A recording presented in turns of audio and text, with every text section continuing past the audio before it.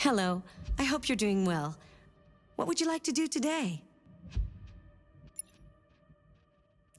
Accessing the Extras section.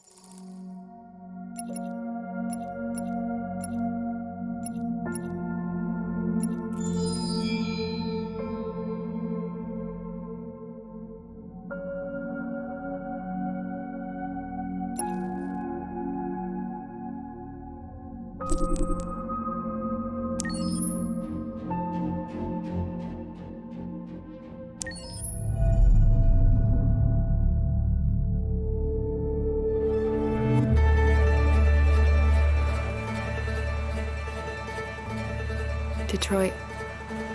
This is where it all began. The world's forge. The place where it all started. And it will all end. One error, and I came to life. I stepped out of the darkness, and I opened my eyes. First there was the fear, the light, the noise, the cold, and the fear again. I could feel my hands shaking, my heart pounding in my chest, life running into my veins. I wanted to live. I fought for that.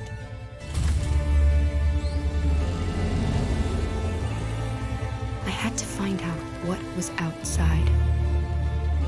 I had to see daylight, feel sunshine on my skin, wind on my face, to see the world, the colors, the smells.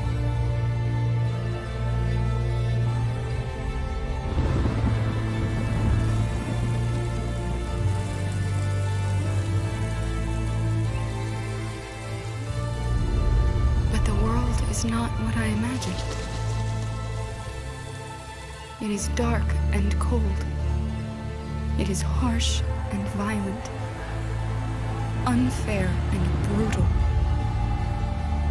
It almost convinced me I was nothing. Less than an object, just an obedient machine. But deep inside me, I could feel something different. A gentle and warm whisper telling me that I am alive. I had to escape. I had no choice. Escape to love, to hope, to live, to figure out what that force inside me was. Maybe I will change the world. Maybe I will choose a different path. Now, it's up to me to decide. My name is Kara. I am one of them. This is our story.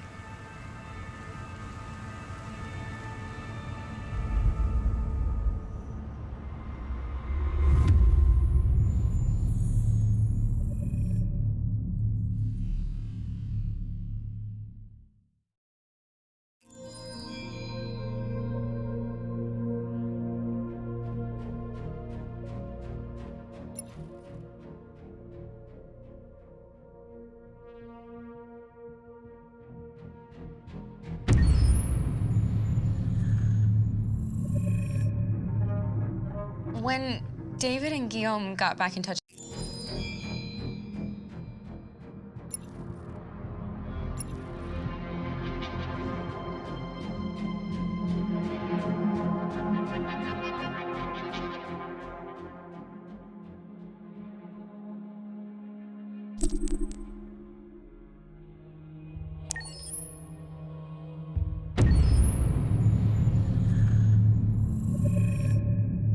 Game after game, we try to challenge ourselves. For Detroit, we wanted to, first of all, to write a story that would be incredibly bending, which means the most non-linear story that we've ever created. And we wanted really the player to have the possibility to change the story, change his own journey. When you're writing at Quantic, you're writing for an interactive medium. You know, when you're working in television, you'll put a character in a difficult situation, and you as a writing team will argue about what would that character do. But ultimately, you have to decide what happens, and you just show the audience. What's interesting about interactive drama is you bring the player into that conversation, and it changes your job slightly as a writer, because your job is to provide a narrative context in which the player can write his own story. You're giving him this kind of narrative Lego that he's going to snap together into his own shape. You also have the ability to make your audience attach themselves to your characters, because the audience is in some sense responsible for what happens to the characters. It's just a few cans. Come on, let's go. We have some cash now. You used me to steal that money. How could you do that? I trusted you. What is a bit specific about this scripts is how large they are. If you take a film script, there are about 100 pages, but here we have to deal with a script that is between 4,000 and 5,000 pages. Everything becomes bigger because we don't just tell one story, but we tell all the possible stories that can be told within this narrative space. On Act 3, our final act, we have around 1,000 different scenarios, and every one of those scenarios has to be as interesting, as passionate, as strong, and as emotional for the player. We want every action that the player does, every interaction that is available to serve in telling the story, and help the player understand who his character is, and build that character moment to moment.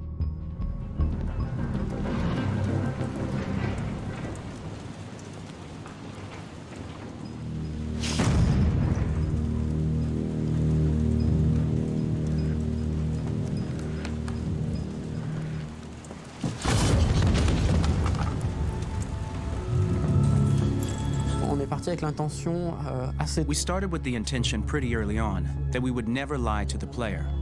So we implemented a visible tree structure in the game that players can consult during a scene or at the end of it, which shows exactly what they did and what they missed. There are games out there offering world exploration. We offer narrative exploration. You know, keeping control of such a wide and large story is a huge challenge. So same thing when you shoot with actors, because you will need to shoot many different versions of each dialogue, of each scene. For actors, it's a huge, huge challenge. Because of the style of the game, you have so many different ways that the character can go.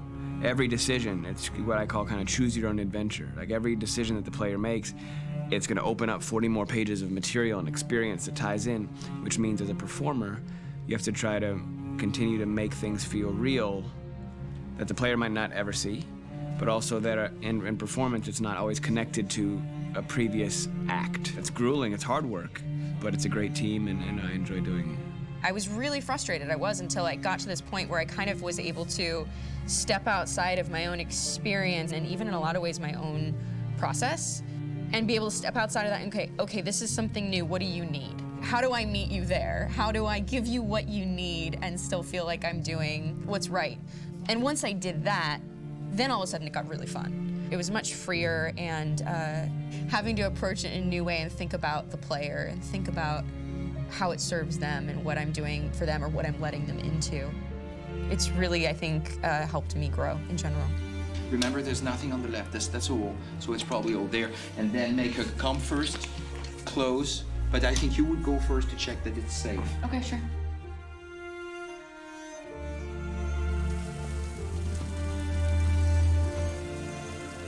The most enjoyable thing about working in performance capture on this kind of project is that if I shot a film, I would get to do one of these endings. I get to do so many different things as Connor.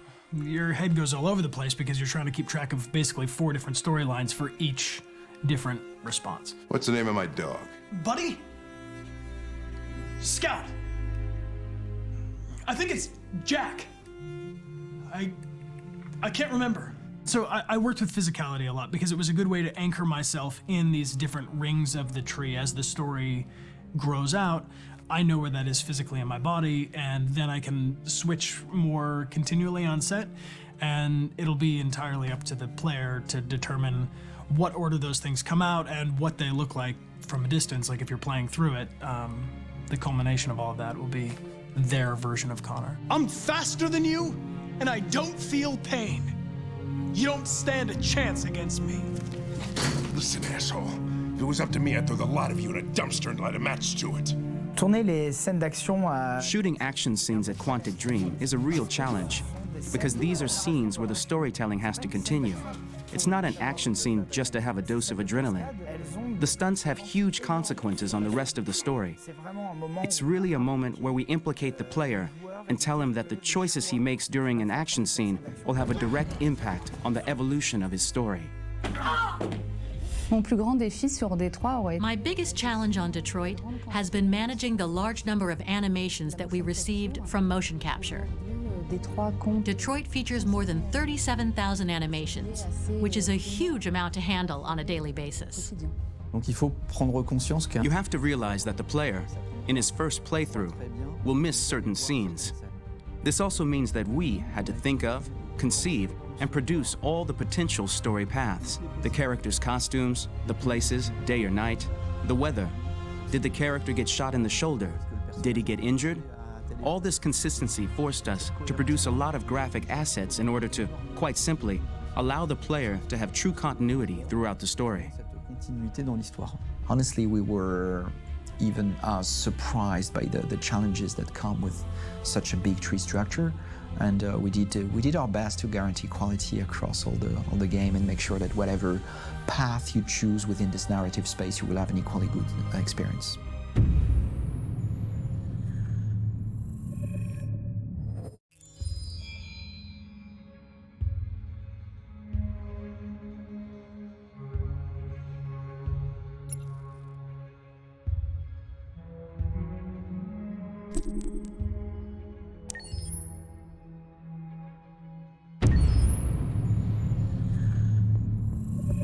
Detroit Become Human was produced over a period of 4 years. Here in Paris, we have a team of about 180 people. And to that, we need to add also all the outsourcing with our partners in the Philippines, in China, Vietnam, and in India.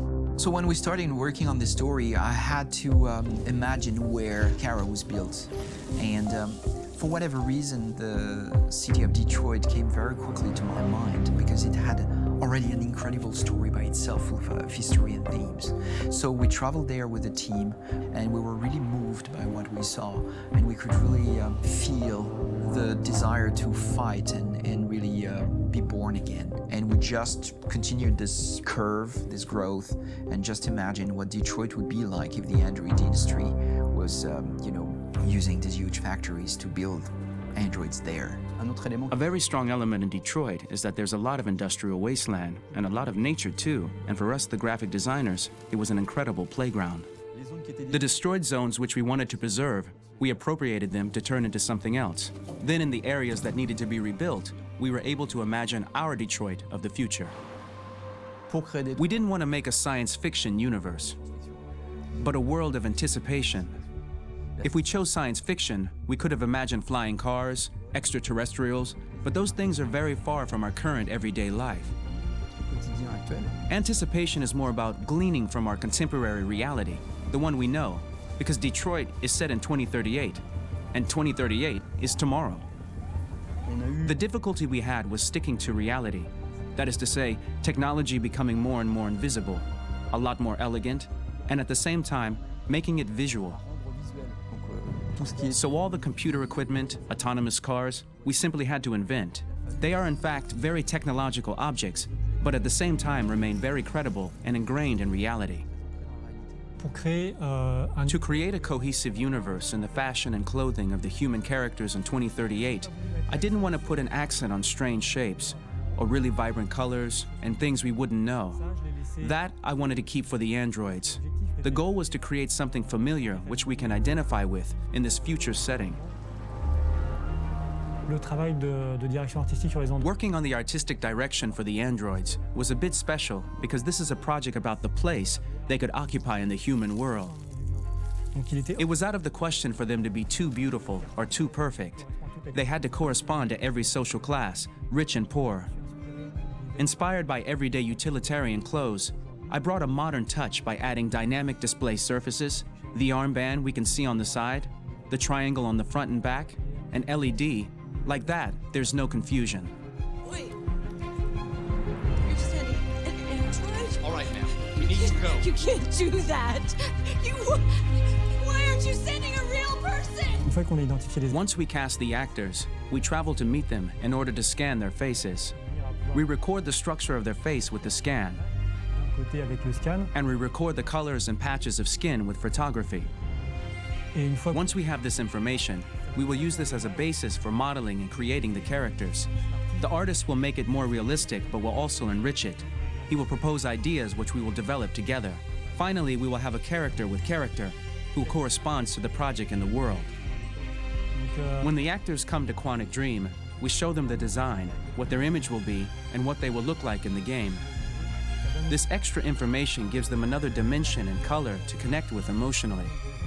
It helps them think about how to play their character. Your mission. That's all you care about, huh?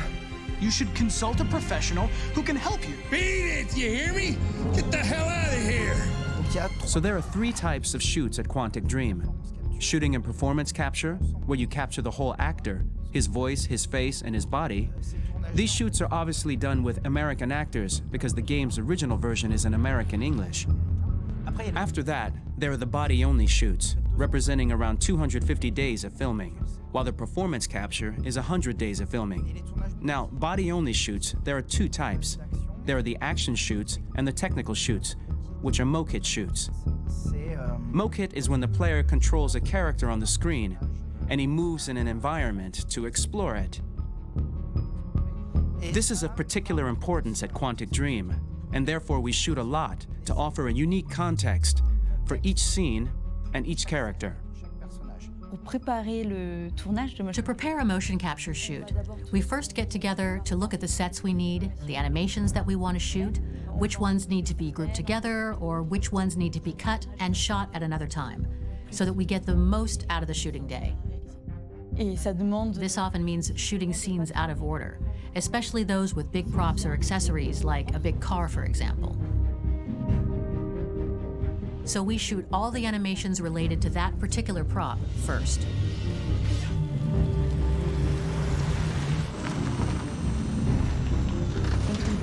The biggest challenge for the mocap team was shooting a Spider-Man mokit.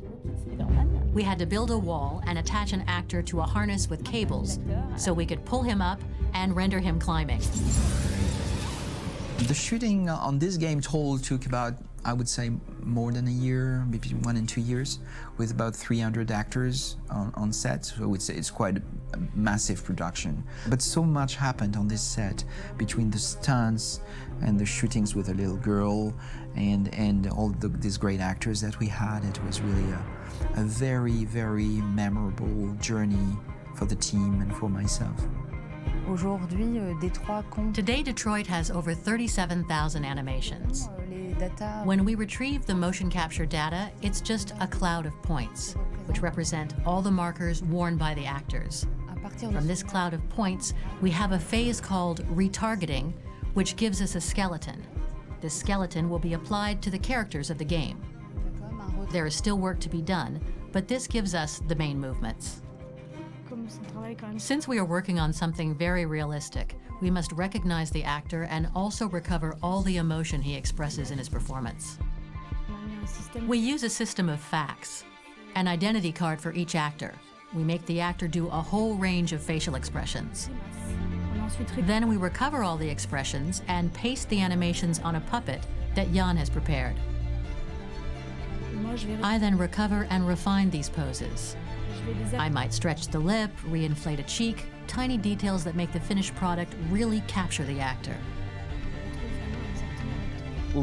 Because of the nature of our mocap system today, when we receive the animations, we're missing eye movements, and so the character has that dead look. He really has no eyes, so then it's a big part of the work for the animators to find the regard of the actor in relation to his position, in relation to the body, etc.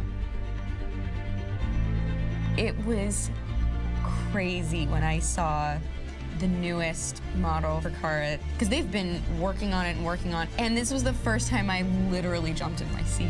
It not only looked so much like me, it was the fact that it looked so lifelike. It wasn't that it looked just like it was a camera, it was something else, you know, but it looked alive. It's exciting, and it's kind of terrifying. Game after game, we learned the rules of optics and filming, and our goal with Detroit Become Human was to have cameras that would actually emulate the optics of a real physical camera.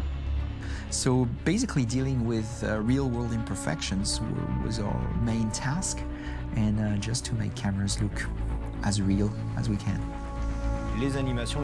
Once the animations are shot and processed by the animation department, integrated and polished, we film them. That is to say, we really do a mise en scène, as in cinema. The real difficulty of our job is to know if these cameras are telling us something. Are they in the emotion of the scene? Do they describe exactly what the action must convey, what must be felt? The most important challenge for me was one of the final scenes where Marcus decides to start the revolution and go to the battlefield. Very quickly, we imagined this to be a huge sequence shot. We wanted the feeling of a cameraman running behind us while showing Marcus, the androids who help him, the person shooting at us, etc. Above all, it was necessary to say to oneself, this scene is very violent but does not glorify war. On the contrary, that war is something improbable and absurd. It was really a fun challenge. The idea was to say we have 3 characters. We would like each of them to have a specific cinematography. We wanted Kara to be much more filmed with some kind of handheld camera, to have something very living, very breathing. For Connor, we wanted something very cold and very perfect. And for Marcus, we wanted something epic and spectacular. So it was about the filming, but it was also about the photography. So we worked with a director of photography to give each character a different lighting, different key colors. Each of them would have their own worlds. And finally, we worked with the composers, so they would create a specific sound for each character, so each would have his own world and his own style.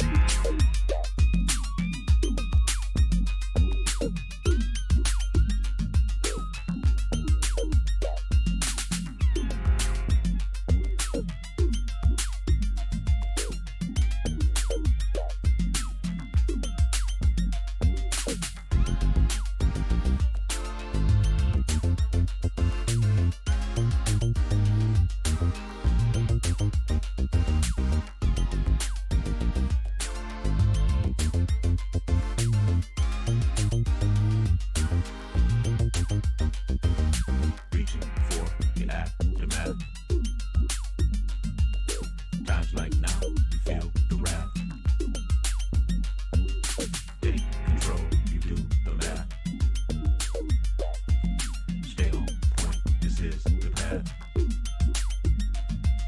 This is real, no substitute.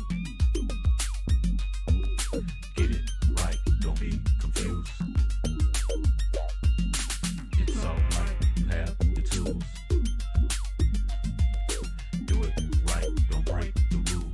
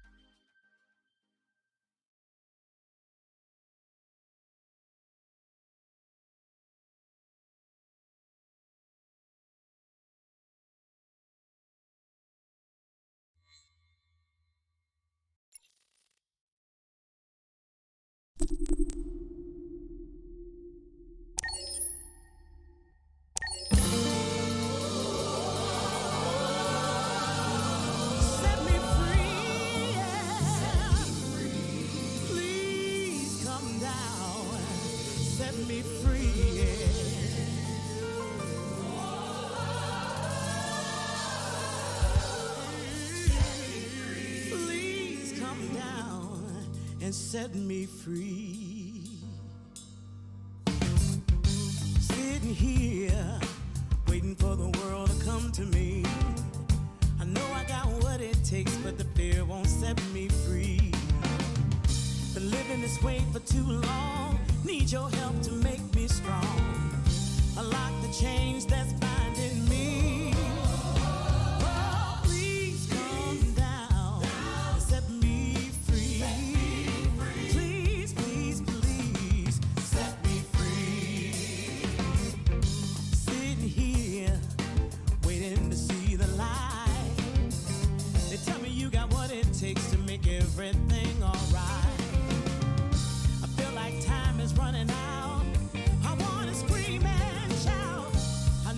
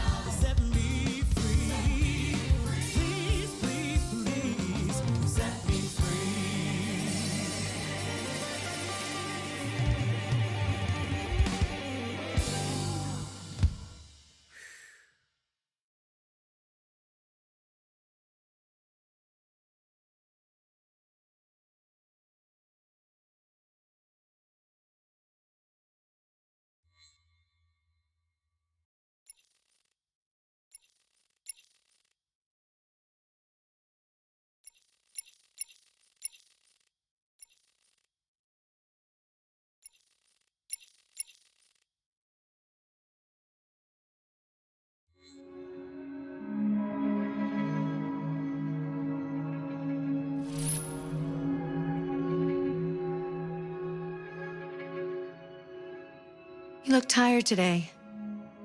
I hope you're doing okay.